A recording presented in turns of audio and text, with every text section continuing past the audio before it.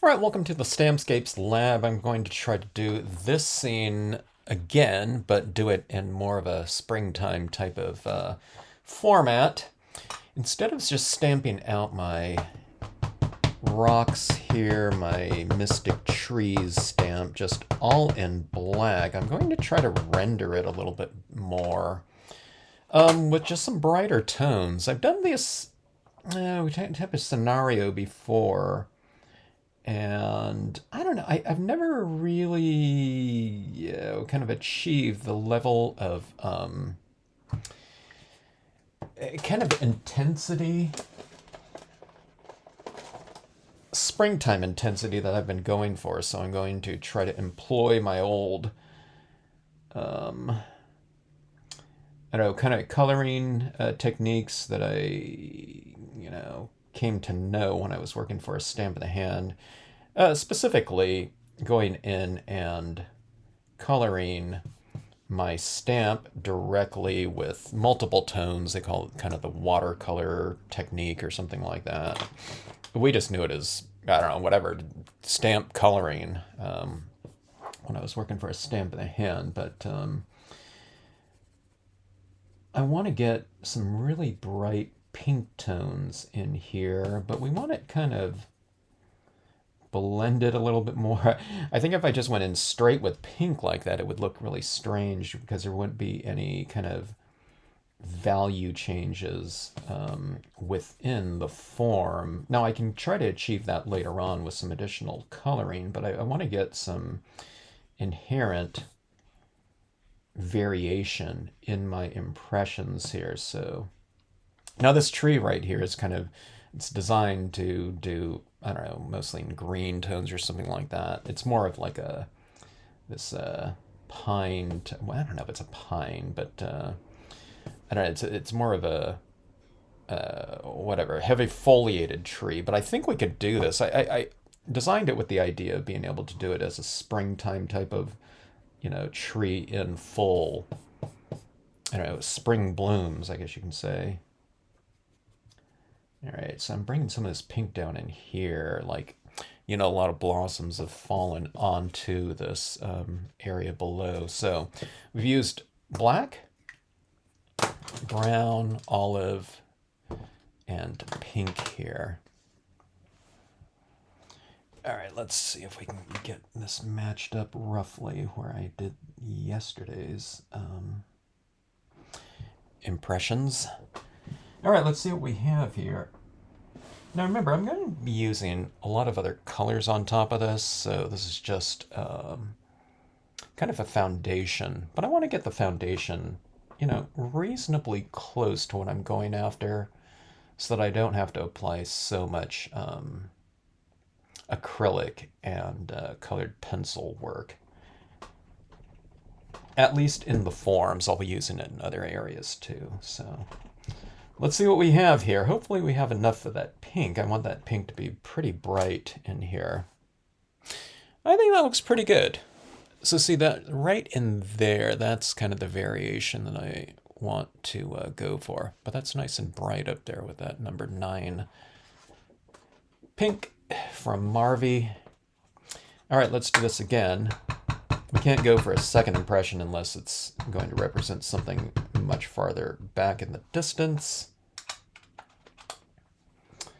Starting off with black, and I do work reverse in this instance, or this situation. You work from dark and then you go lighter. You blend the lighter colors in with the black, the darker ones. And you say, why is that? You're going to pollute your lighter colors. You kind of do, but you just kind of roll it off like that, And that's, if I go with lighter colors and I just go with the darker colors, you're going to have these really super distinct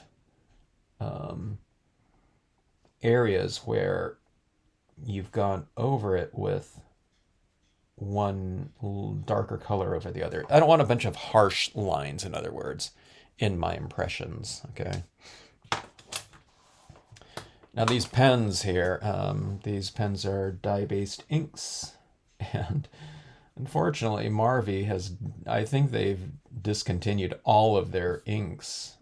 Just there's so many cheap ink pen options, dye-based ink options, and to a large extent, for the last 20 years, alcohol markers have become, or did become, kind of the more popular marker, whatever, vehicle for paper crafters.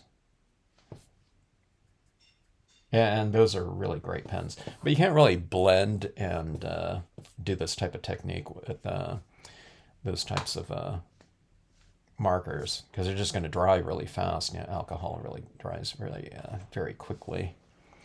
All right, let's see here. Let's go about...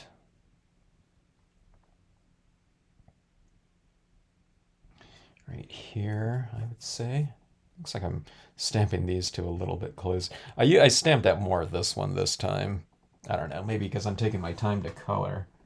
Now, I only needed to color half of this other one, but I don't know, so be it. So I just used partial, so I colored that other portion, a little bit too much, But you want to color more than you think you're going to need. You don't want to stamp something out and then be missing a large portion of it or even a small portion of it, So color a little bit more than you think you're going to need when doing that type of thing. But I think we have a pretty nice foundation right here for our other imagery and tones to come. Now I can see in here that this pen is just like super juicy, so it's kind of spreading out as it's wet still. So I'm going to heat set it to lock it down a little bit faster.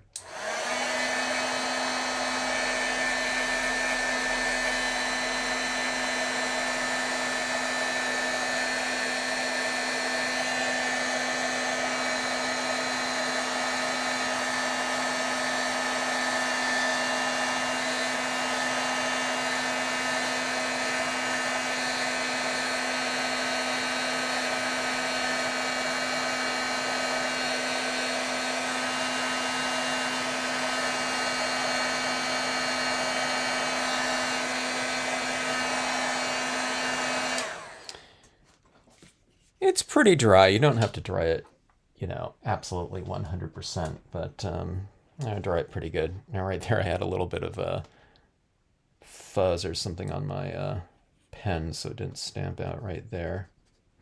But we can just fill that in, very easily. All right, now in this one, I think I'm going to stamp out my background hills, Mystic Hills, large. I think in a little bit of a softer tone because in this one here we're just working with black and white. But on this one here we're working with so much color, and the color is going to be kind of the star of the scene. The other one, I don't know. I don't know if there is any star of the scene. It's the subject matter, I guess, but it's not going to be like the colors of anything because there is no colors. So I think what I'll do is I'll ink up by Mystic Hills, and just like with my cloud cumulus, I've been showing people how to blot off the forms so you get a multi-valued impression, right? Because some of the stamp is going to be much drier, so it's going to have less ink on it. Sometimes I don't take off enough, especially if I'm stamping black. And let's see. Okay, over here I'm going to be covering up a lot of that tree, so I'm going to wipe off a lot of this one right here.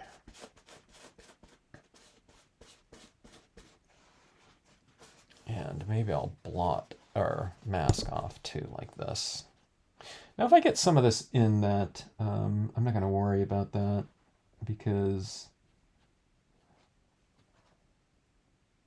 I'm going to be using so much other tone in this scene. I wiped off like all of it over there. Maybe we didn't intend to do that, but hey, it's a mist, we'll say.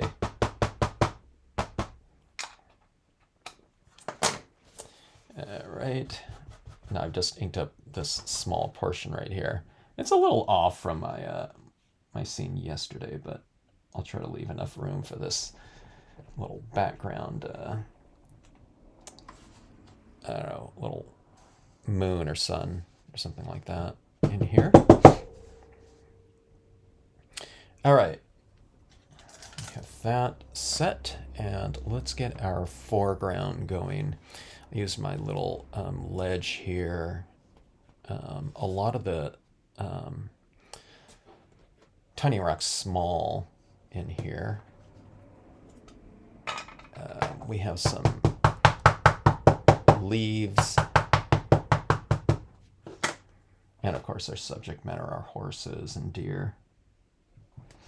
All right, stamping this at an angle, like that. A little bit right there. I could fill that in or not. Like so.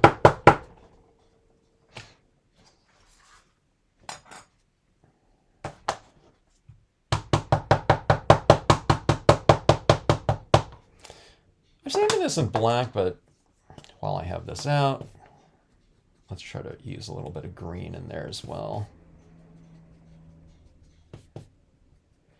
Kind of, I'm wiping off some of that black and kind of just revealing more of that green right there.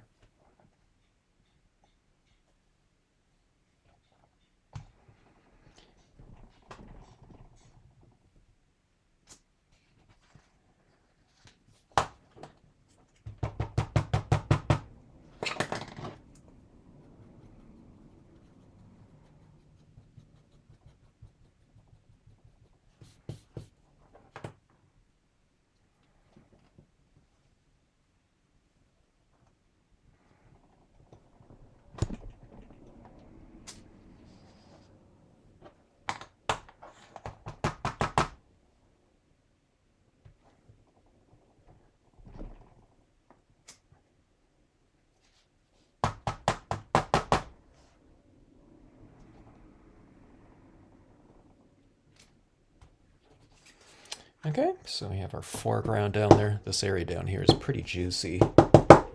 Again, because of the markers. And let's get our subject matter, our focal point. Subject matter to me is really the pink colors, but I don't know. The animals will certainly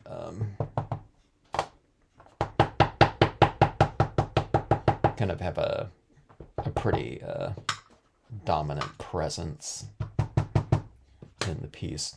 Okay, now what I'm going to do is I'm going to do a partial here, or a varied impression. So I'm kind of wiping this base here, wiping it off a little bit more, and then as I move up that shadow form, I'm removing a little bit less. Okay, so it's going from dry to medium to wet up there. If you wasn't watching my cloud series, you know, that's how I do it with those. You get to kind of these varied impressions, you know, just by simply wiping off some of your stamps so that you get multiple tones and values within your impression. You don't have to stamp out everything just hard black. So you get this, and you get all those variations of gray like that. So your impressions and surface quality come out a little bit just inherently richer than stamping everything uniformly,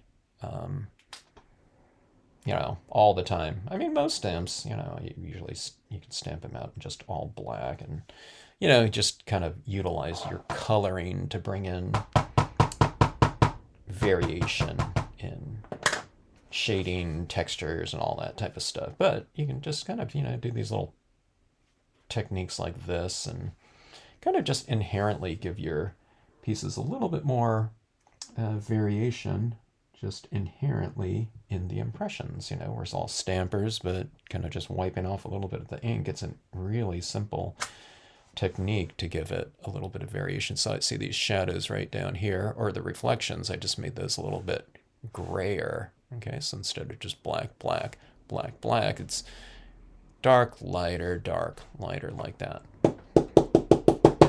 And in these branches right here. Most of the times, 99% of the time, I'm just stamping it all black, but there's a little bit of a tinge of green in them, so it's like a little bit darker and a little bit lighter. It's one of those things that, if you're giving your card away to someone, I don't know if they were really kind of noticing those types of things. Not that they'd have to make it worthwhile doing, but it's one of those things that, we'll notice, sometimes. And when you do all these types of things like that, it can lead up to kind of an overall different type of visual quality that just kind of has a sense of refinement in it, that someone can't really pinpoint what it is, but it's just, it feels like it's there.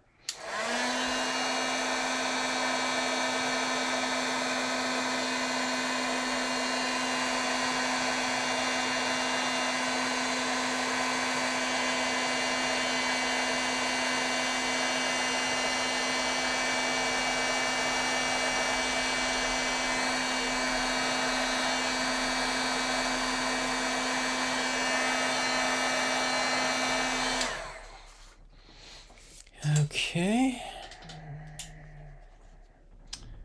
Tiny rock, small. Now we could have done that, but see, I didn't want to blur this out or smear it.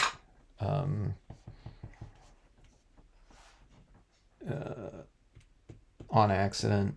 Okay, now right in here, I'm going to be careful not to put a bunch of these dots right behind those deer if I can help it. But I'm also utilizing drier versions of my rock stamp. Okay, see this right here? Well, I'm kind of right next to my rock outcropping. I'm going a little bit darker. Then as I move out from it, it's getting drier on here, and then stamping lighter. And when you do this in your water areas like this, it gives the viewer kind of the information that this area in here is much more shallow. Okay, it's not like a deep water or something, usually, because you can see the bottom, or this could be land, just dry land as well. And, there could be like a waterway like right in there. All right, so that is how this kind of looked, without the piece right there. Just before I started toning that one in, that first one. All right, so let's heat set those a little bit.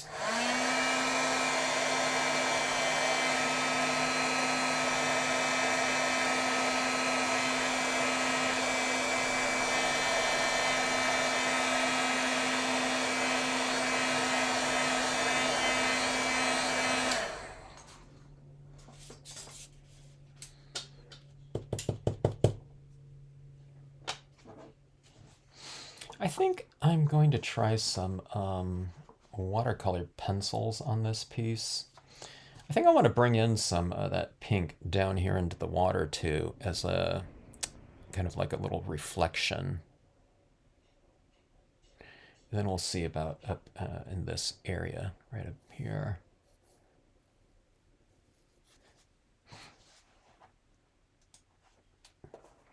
All right, this is my Derwent, which I've hardly ever used, but I've been using the black a little bit. I think something like this, maybe. Maybe we'll use a little bit of the tan color too.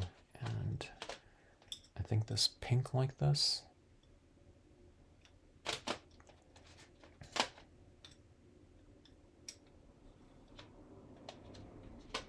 There's a blue too. We can use that in the water maybe. Let's try it for something like this color scheme. I think I've used 2 of these pencils. I've barely ever done this. I've had these for, I don't know, I've probably had them for 20, 30 years maybe before using it. I don't even remember where I got them.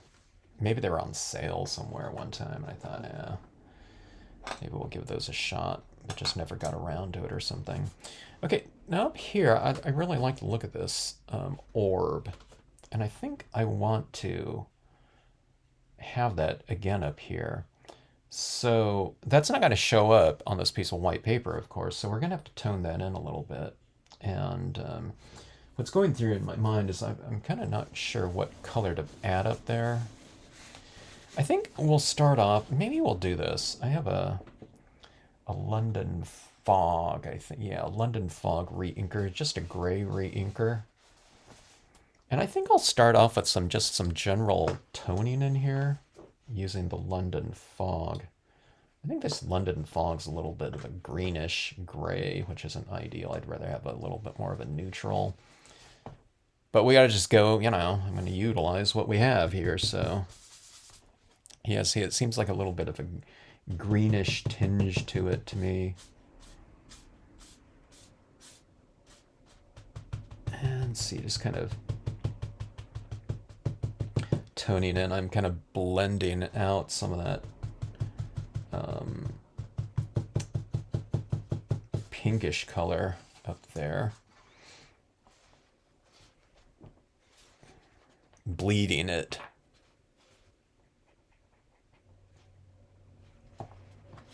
Now this is a piece of semi-gloss cardstock, so it's really kind of absorbing my ink fast. So I'll try to keep a light touch just to get kind of a decent foundation with this color in here.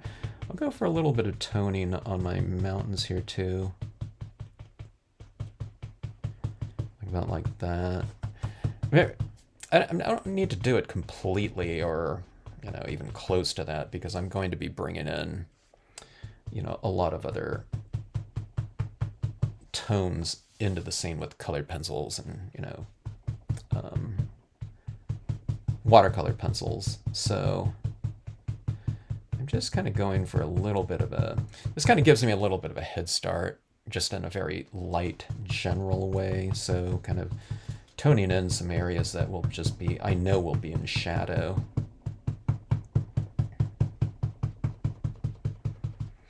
All right, so kind of at the base of this rock, base of this one, on my mountains a little bit.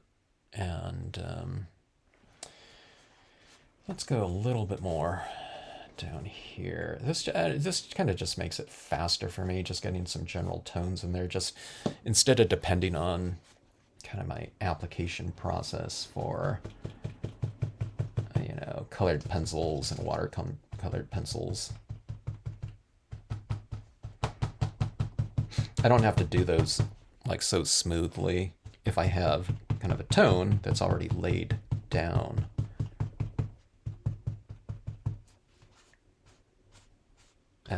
Just because it masks, some of my other applications or the applications to come.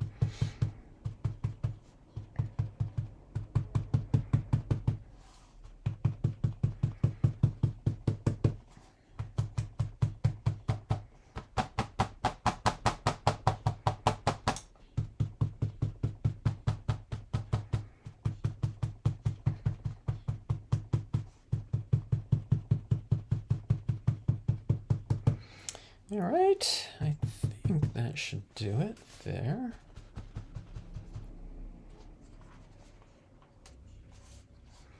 Let's go for a little bit of a streaky kind of striations across this water area.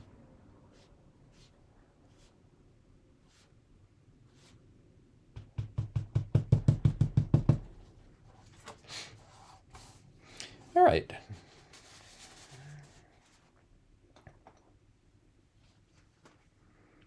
That. And let's do something else here too. Let's go in with a little bit of black, but it'll be a kind of a gray scale. Okay, I don't want it too dark.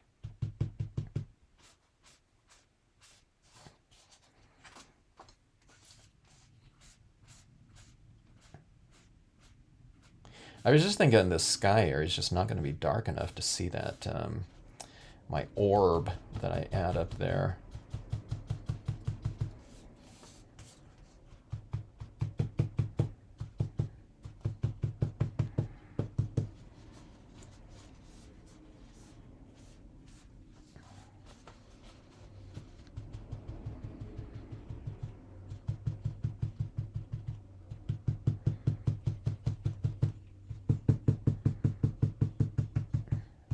Hit my areas in the shadows just a touch more.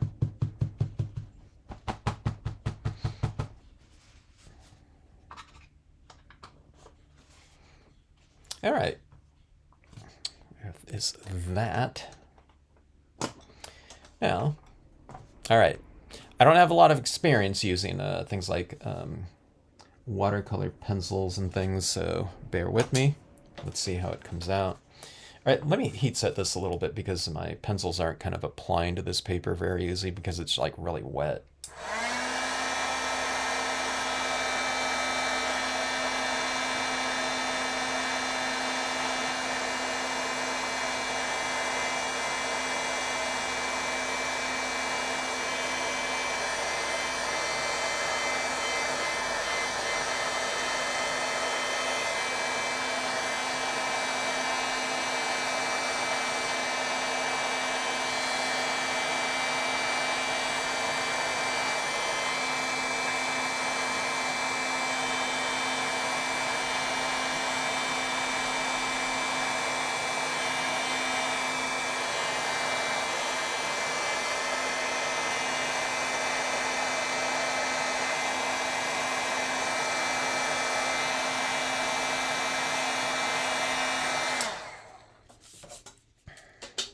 All right, let's try that again. And what we'll do is we'll just darken some areas. So right on the far side of the Mount Hilltops right here from our source of light, which will be right there. We'll make these areas a little bit darker like this. Just gonna go with a really light touch. I mean, it might be that we get darker in here with these hills, okay? But, excuse me.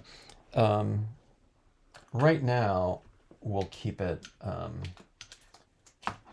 fairly light. Okay, right there, that bleed right in there is bothering me.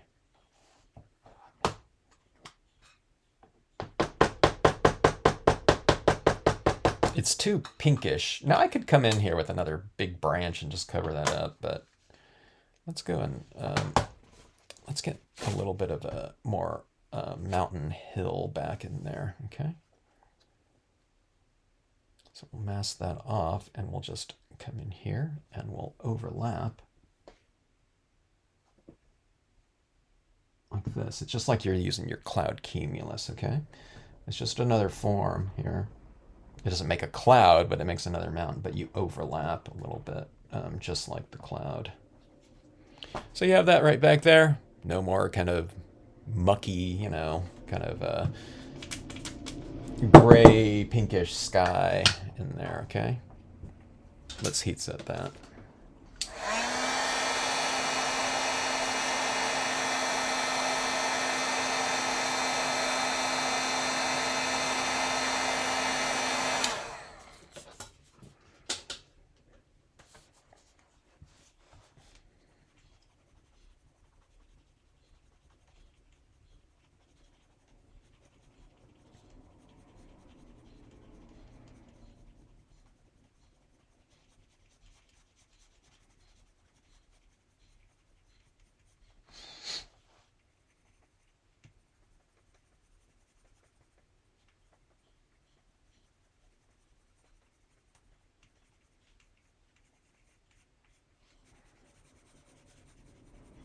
I'm going to try to transition this going from dark to light down here, so use a little bit more of an application right in here, and then you just go with the lighter touch right down below. If you kind of apply too much, remember you'll be kind of adding then that watercolory type of touch in here. I think I'm going to make these utilize that water soluble aspect of these. But if it looks like it's like just fine without me going over it with water, I might just leave it.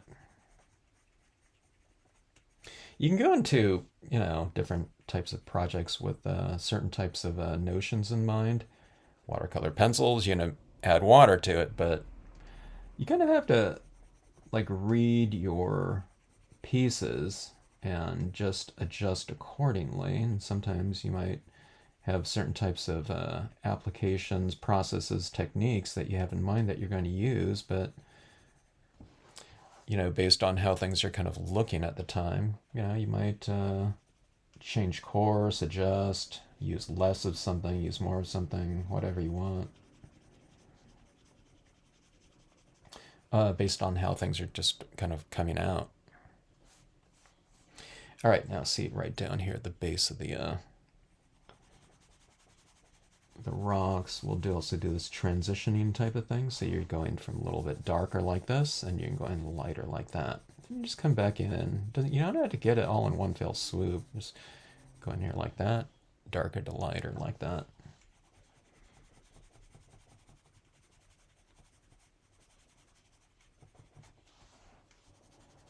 It just kind of anchors your objects down.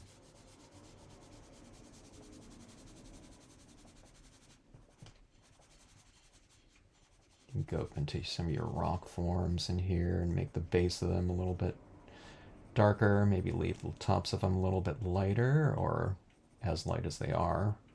Just do the base of them. And the rocks seem a little bit more three-dimensional that way.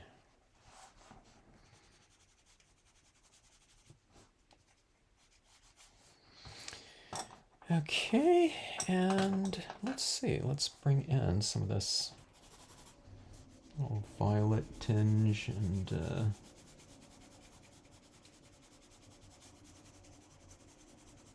it's, I don't know, magenta maybe.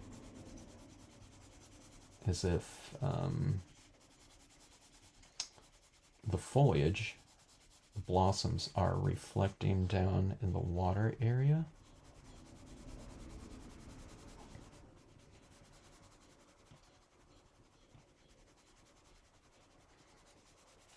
I'm just doing a very light application of it, just because I want to see what it's looking like.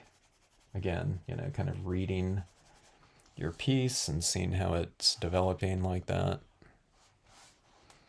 Because you can always add more, but, it's always one of those things you want to avoid kind of adding too much, kind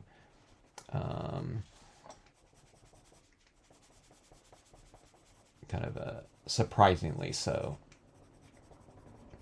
In other words, just kind of be aware of what you're applying. Don't let it come as a surprise. I mean, inevitably you might add too much stuff, and it's like, oh, that's a little bit too much, and I shouldn't have done whatever. But kind of watch it as much as you can as you're doing it, so you can get a good feel of what's developing. Because we tend to look like at one little area and not the overall, and you want to kind of keep track of the overall. A pretty good amount. Pretty good amount of time while you're working on your pieces.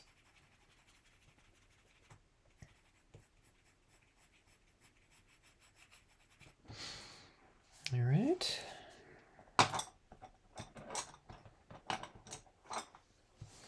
I'm going to try a little bit of this blue. Usually that the water is kind of a reflection of what's going on in the sky. We don't have like a blue sky up there, but let's see if we can kind of give it a little tinge of blue.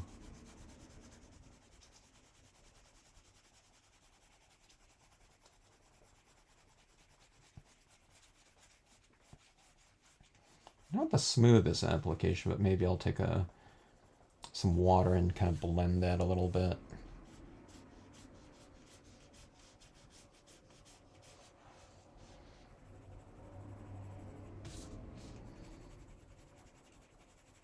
Same thing in the mountains. I can kind of smooth that out a little bit, touch, or a lot if I want to.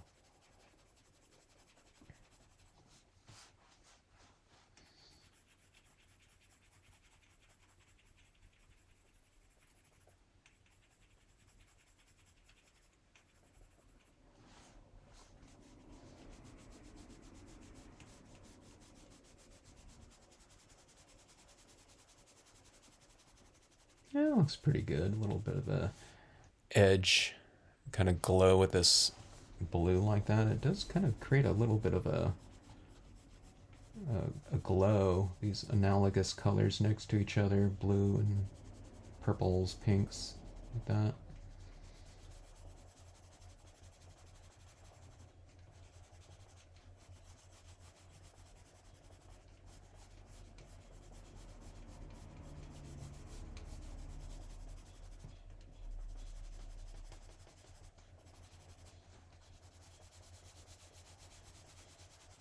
All right, I'm utilizing this blue a lot more than I thought I would.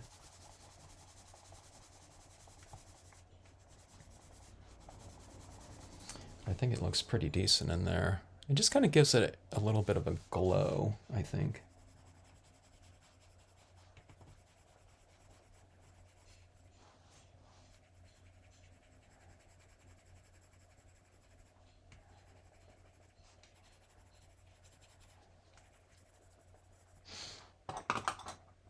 All right, here's some of that.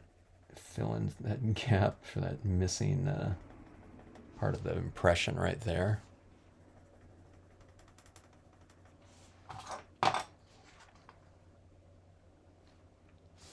All right, let's get some paintbrush and some water, and we'll go in and we'll apply a little bit of our watercolory-ish technique in here. Let me see here. Here's a little bit of a darker blue. Let me try a little bit of that too before we get to that.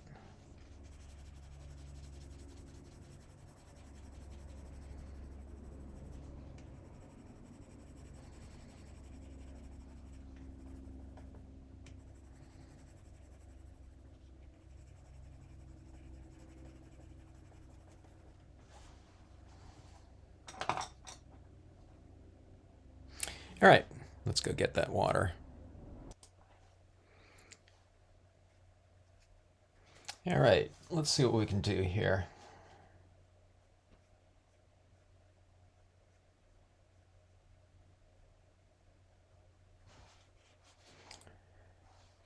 I'm going to try to bring some of this up this way. So I'm going in and kind of putting into solution some of the colored pencil work that I did in here. Let's see, going into it with a little bit of a kind of damp, and then just kind of a semi-wet brush here, just so it doesn't like completely put it, 100% back into solution. Or I shouldn't say back into solution. It was putting making everything like soluble, or dissolving, I guess I should, more accurately. I haven't worked with this too much. So I'm trying to, again, I want this to kind of transition up this way. So I'm kind of doing this type of thing. So as it comes up in here, it's going into solution, and then I don't want it to get darker down here. So what I'm doing is I'm wiping this off, and I'm hitting it down here with a drier brush like this, and just trying to smooth in, the areas a little bit. And hopefully, see, it's putting some areas into solution. It does it really fast, but I want it to have like a, that ink painting look, like a washy look to it. It's kind of subtle. Now, you see, I can come up in here, and I'm kind of, it's almost like removing some ink. It's kind of puddling and kind of moving it around a little bit. So, sometimes I go into it and it's really dark on here because I've dissolved a bunch of like watercolor paint. So I'm wiping it off so that I don't spread that darker version of it down this way. Okay. All right, this isn't a technique video. I'm just kind of trying to explain kind of what I'm doing right here, because I don't know what I'm doing with these. So that's just kind of the thought process. Okay, coming in here, starting in the lighter areas. Yeah, hey, that looks pretty good. So I can go into that like that and see that light kind of streak in there. That's pretty cool. I'll come in here like this. Yeah, it has a real washy type of look. I can go out this way.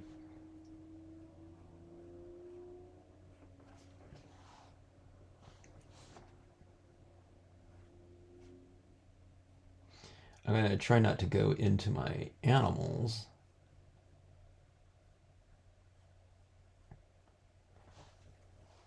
Because those aren't stamped in watercolor, but they are dye based, which are water based. Okay.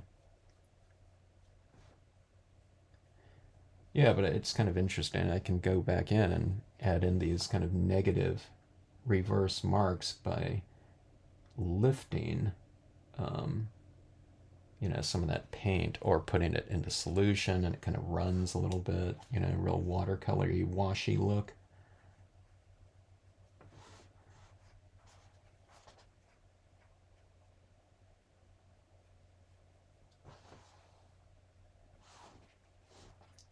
Right back in here, I didn't really like that look, so I'll just put it into solution and yeah, that just looks fine now.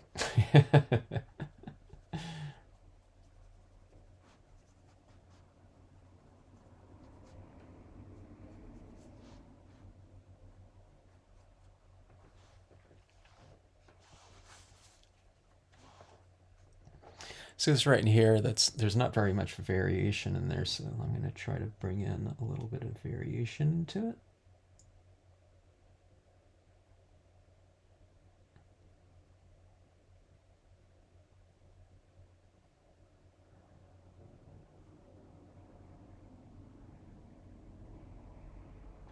Okay, I'm getting the feel for it. I'm kind of pulling, and this whole idea of kind of a subtractive mark. I can kind of go in there and remove ink, and in this case, kind of highlight some little areas. So I don't like that. Like it there, it's a little bit too harsh. So I just go in there and just smooth it out, or I can just like lift it off completely.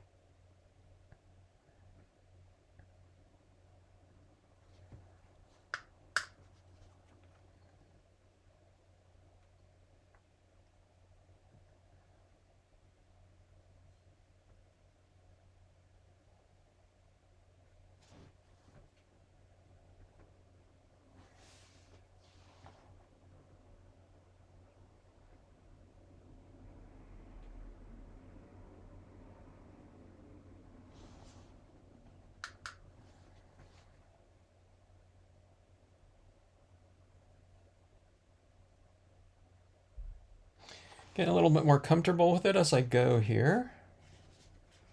I it's kind of bringing back memories. I think I seem to recall some of these little touches like that before, but I just haven't done it in so long. I got a little piece of glitter there. When I was doing this, I was wondering if I'll add some glitter on here at some point in time later, but it is really stuck.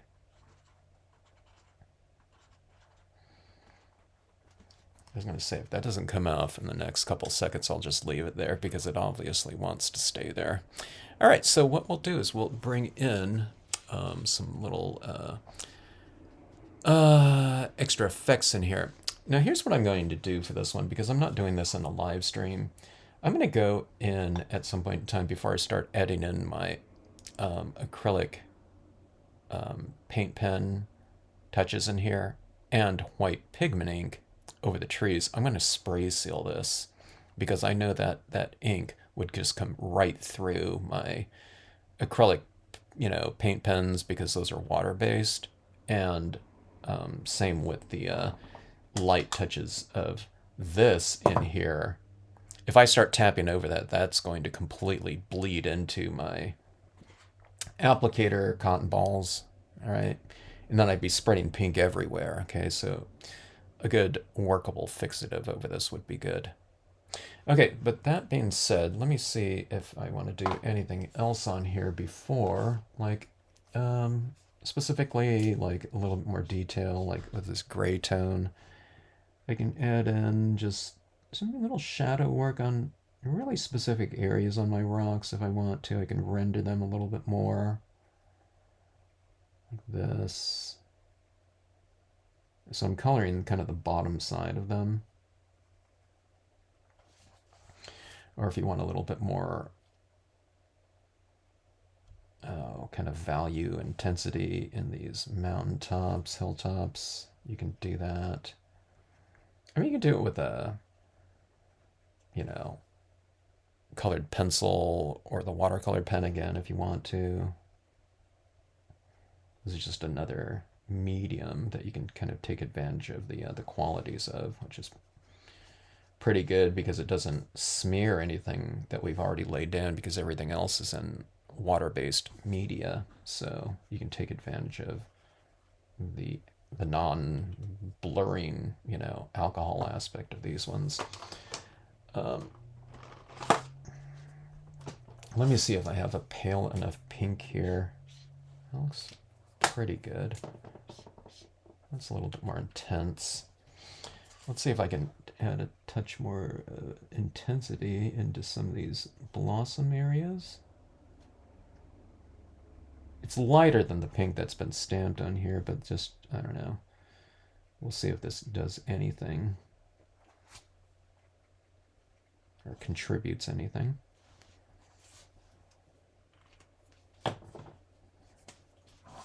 Down here, this little pale one, I'll go in and kind of bring a little bit more of a intensity down in this area with this pink. Although this isn't an intense pink at all. It's a very dull pink, if anything.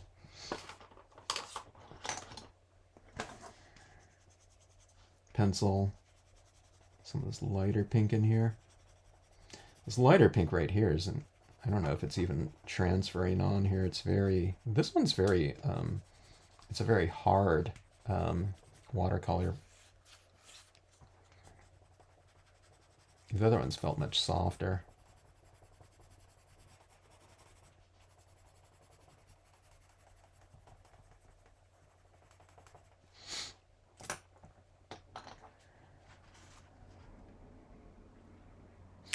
All right, let's, I'll go and spray seal this and we'll come back with some of those extra touches, or a lot of the extra touches. Okay, I have a new, I think this is an oil-based, yeah, this is an oil-based paint pen here. Most of my paint pens are acrylic paint pens though, which are water-based, but I happen to have this one here that I haven't used before.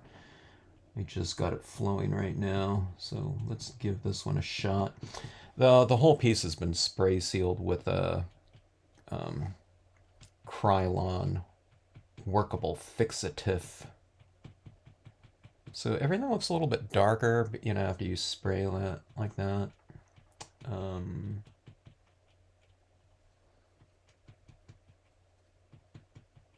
But I think it's going to serve us well here. Okay, so we're giving this tree a lot more volume. This is one of those reasons why I didn't care if that area didn't stamp out there on the tree. You do so much more kind of filling in with media textures and things like that. I had some smearing with my pink tree out in this way. You can't even see it anymore, I mean, I added the mountain over the top of it, but it's one of those things you can do in scenic stamping. There's kind of an endless array of things you can do to cover up kind of unintentional, unexpected, and or undesirable marks on there. All right, now, what I'm going to do with some of this pink here is I'm going to put it on a lot of my objects down below, as if there are blossoms kind of falling onto some rocks, and it's also in the water like this. And we'll do multiple tones too of this. With these other pinks. So it won't just be one tone. And let's see, let's add some over here. Some of that pink is kind of floated in our water. There could be another tree here, you know, in front of us or something like that.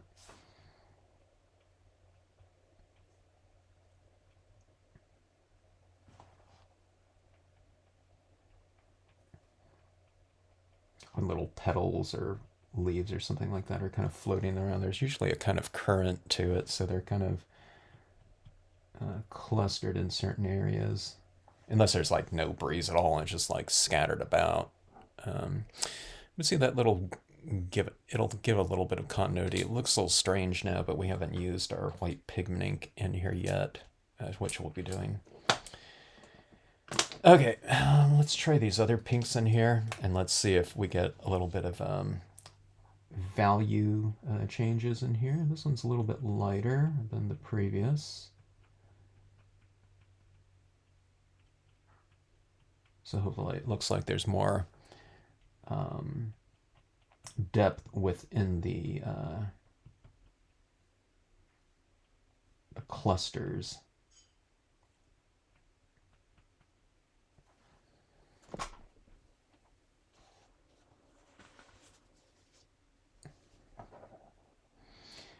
I'm kind of putting some of these little dots. I mean, I wouldn't say it's random, but it's oscillation between random placement, and I'm also placing it a little bit more, aiming it more towards like the top of a cluster, just so it makes it look like, you know, the light is coming from above or something of that sort. Okay, then these first two pens that I'm working with are they're about 3mm pens, dots. 2 to 3mm. And then the fine tip one is a 0.7mm pen.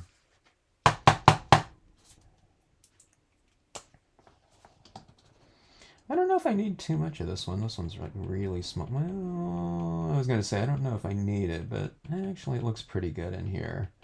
I'll just kind of cluster it. It's not super visible.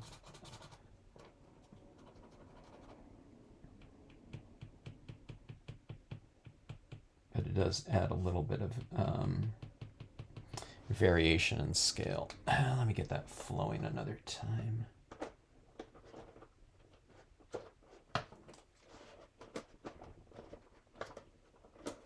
Let's see this one right here.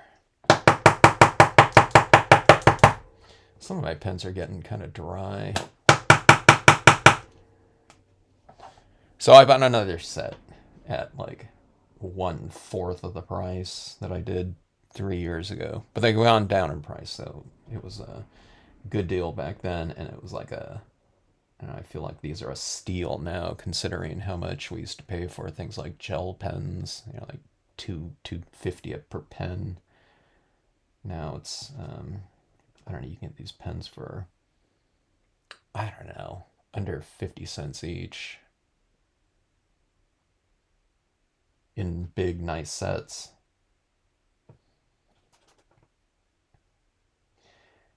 And these are acrylic paint pens, and I find them to be a little bit, or a lot better for my purposes than gel pens. Although gel pens these days are pretty good too. Maybe not every one of them, but the ones that I've used are quite good. I don't find them to clog like before. They might clog eventually, but they make the gels a little bit thinner, so maybe not quite as intense of a mark, opaque mark, but really good in terms of longevity. Okay, so again, trying to make these shimmer a little bit. The surface and the trees.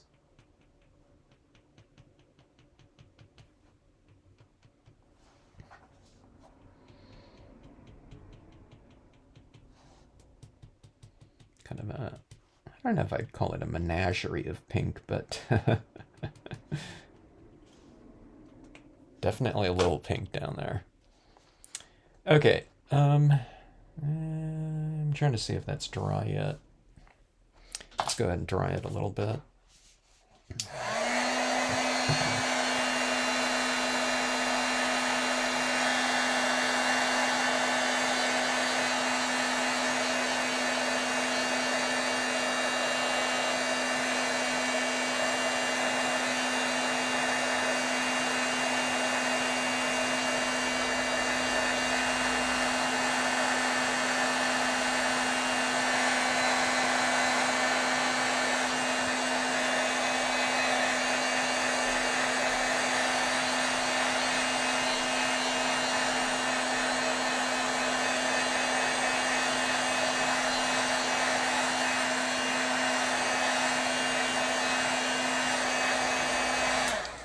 I wasn't quite sure if those oil-based ones are dry yet. Or are they acrylic? I'm not really quite sure because the thing is about with these pens, these paint pens, the dots are always kind of shiny. I mean, I use dots, but it's hard to tell if they're kind of dry. You can kind of touch it too a little bit.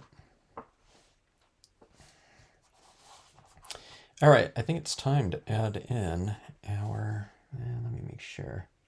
I don't want to go in here and get, start adding in some white and then that pink, just kind of blurs everywhere.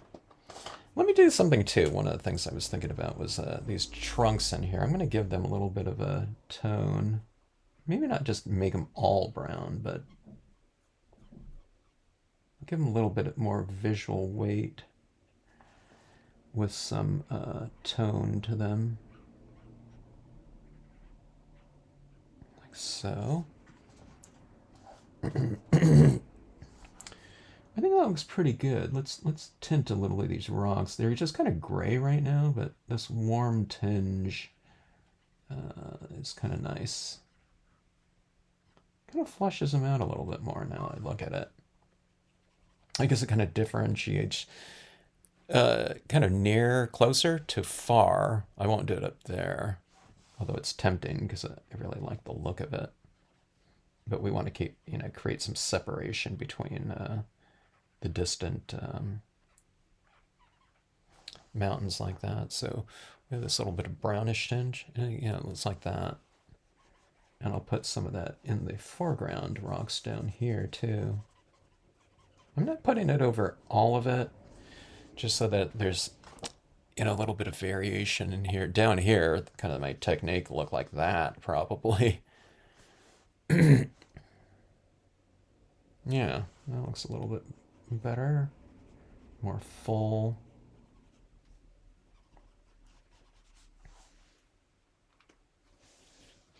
All right.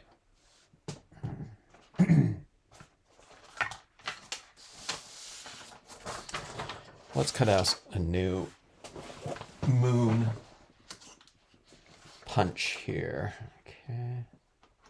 This is a 1-inch punch, I believe.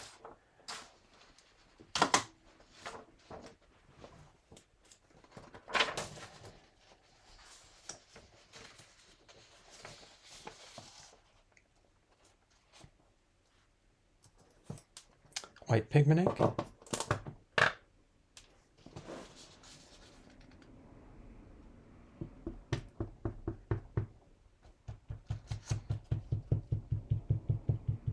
I don't know how much it's going to stand out here because the background it's not very dark, so white over not very dark is not going to stand out very much by contrast, so we'll see.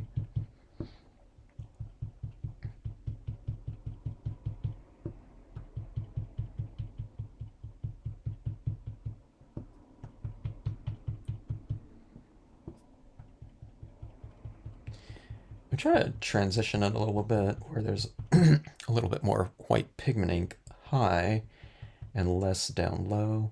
I don't know if that's going to matter because it's lighter down below anyway, where I'm applying this, but it looks good enough. Something like that. Looks like something's kind of rising from the mist. And we'll follow up with some additional tones. Let me get some space here. And we'll start applying some of this white pigment ink throughout here.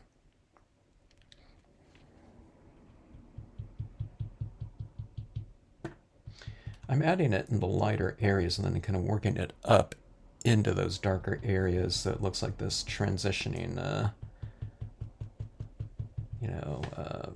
bank of clouds or something like that, that separates our different distances between objects.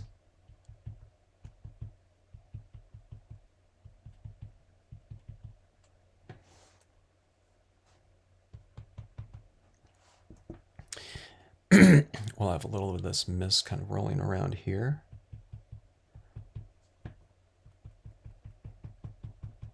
And I'm putting it in where the light meets a darker area.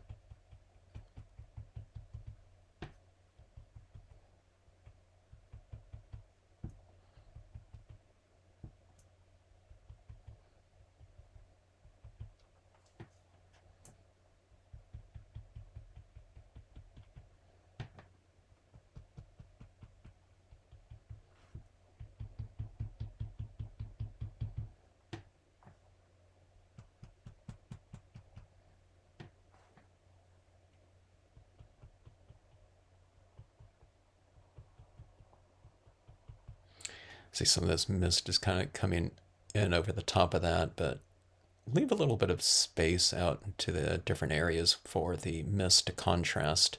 You don't want everything like all soft. Well, I guess you could, but I like to make it where it looks softer because you have something a little bit sharper,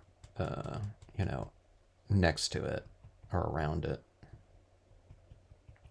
It's going soft, sharper, softer, like that.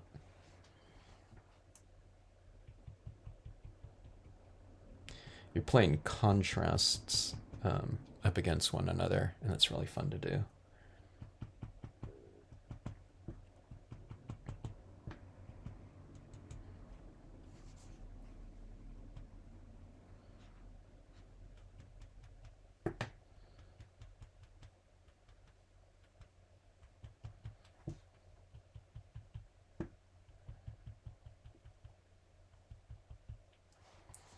So this deer kind of standing in that mist a little bit.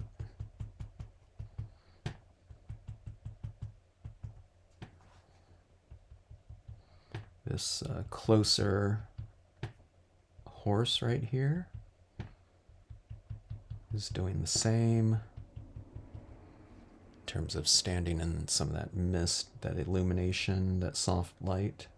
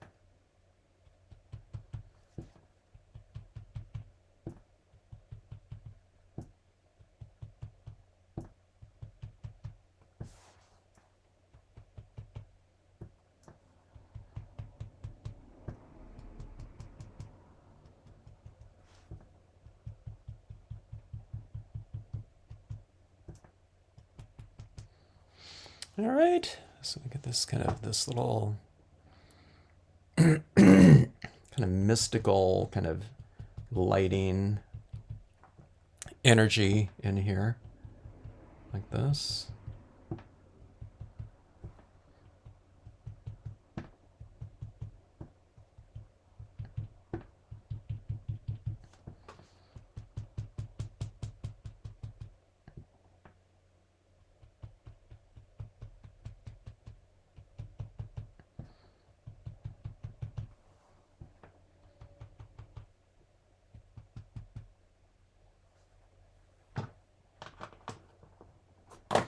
One of the things I didn't do in here is I didn't add in any white highlights. I don't know if it really needs it. Maybe a little bit of extra kind of little sparkle or something.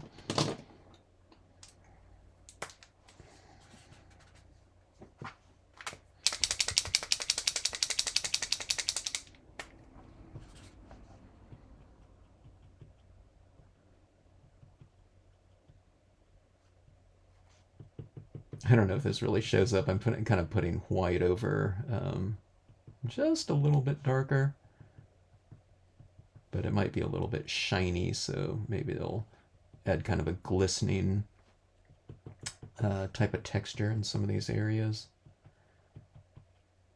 I normally do this with the 0.7 millimeter, but it's so light in here. I figured, let's go with the thicker one here.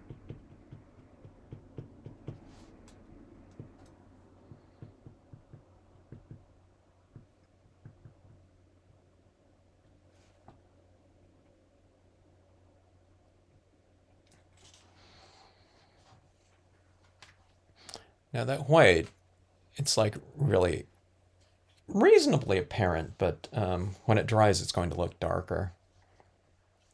So I laid down a little bit more than what I thought would be an ideal amount of application in there. And I think that is it.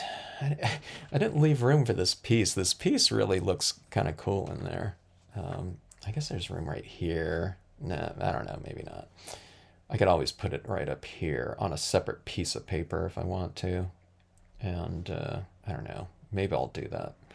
I'll just have a little bit of a additional layer in here. But we'll wait for this to dry and we'll get it kind of matted off, and I'll show you what this looks like as a complete card. All right, we have our piece formatted, P-I-E-C-E for the piece, springtime composition here. I really like it in this formatting here with that little gold border around there and almost like a black lacquer frame type of idea with the glossy dark stock. It looks black on camera, but it's really a super dark blue, but they do have the black glossy cardstock for sale still these days. All right, but I wasn't sure if I was going to put that piece in here, but I thought I could use it. I really like it as an entity in there, and I think it just adds kind of a nice element to the overall composition. And I looked around and I positioned this in different areas in here. And I don't know, I just felt that it still belonged right there. I don't know, maybe it's something with the balance between the whatever the sun or moon right here going like this, this, and this, you know, like that.